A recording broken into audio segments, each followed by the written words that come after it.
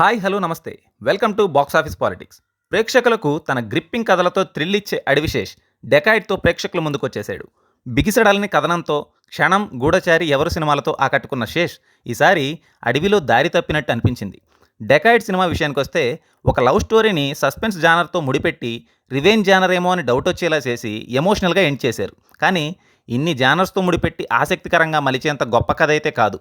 పైగా కథలో అంత స్కోప్ కూడా లేదు. Love story okay, suspense genre విషయానికొస్తే కొంతసేపు ఆసక్తికరంగా సాగినా ఆ తర్వాత ప్రతి ట్విస్ట్ ప్రేక్షకుడి ఊహకు తగ్గట్టే సాగుతుంది. అడివిశేష్ సినిమాల్లో ఇలా జరగదని, ఊహకందని ట్విస్టులతో సినిమా నడుస్తుందనే అభిప్రాయం చాలామంది ప్రేక్షకుల్లో ఉంటుంది. డెకాయిడ్ ఈ అంచనాలను అందుకోవడంలో ఫెయిల్ అయింది. అంత ఎమోషనల్ డెప్త్ కనిపించిన లవ్ స్టోరీని సస్పెన్స్ జానర్ వైపు మళ్లించడమే సినిమాపై ఇంట్రెస్ట్ పోయేలా చేసింది. ఆ లవ్ స్టోరీకి ప్రేక్షకుడు పూర్తిగా కనెక్ట్ అయ్యేలోపు కథను మలుపు తిప్పేశాడు. పోనీ అక్కడి నుంచైనా కథ ఆసక్తిగా ముందుకెళ్తుందా అంటే ఒక 10 నిమిషాలు, పావుగంట తర్వాత సినిమాలో ప్రతి ట్విస్ట్ ఆడియన్ గెస్సింగ్కి తగ్గట్టే సాగింది. మృణాల్, శేష్ ఆన్ స్క్రీన్ పేరు బాగుంది కానీ కథలో ముందుకెళ్తున్న కొద్దీ ఇంకెంతసేపు ఇదే లూప్లో ఉంటారా బాబు అనిపించింది. సినిమా కోర్ పాయింట్ వైపు వెళ్ళడం మొదలయ్యాక వచ్చే ప్రతి సన్నివేశం హీరోయిన్ మధ్య ఎమోషన్ కిల్ చేసింది. పోనీ రివెంజ్ పాయింట్ ఫుల్ఫిల్ అయిందా అంటే అదీ లేదు.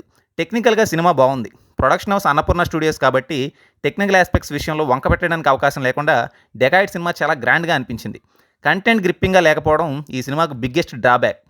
అడివిశేష్ గత సినిమాలపై అంచనాలు పెట్టుకుని ఈ సినిమాకి వెళ్తే మాత్రం నిరాశ తప్పదు.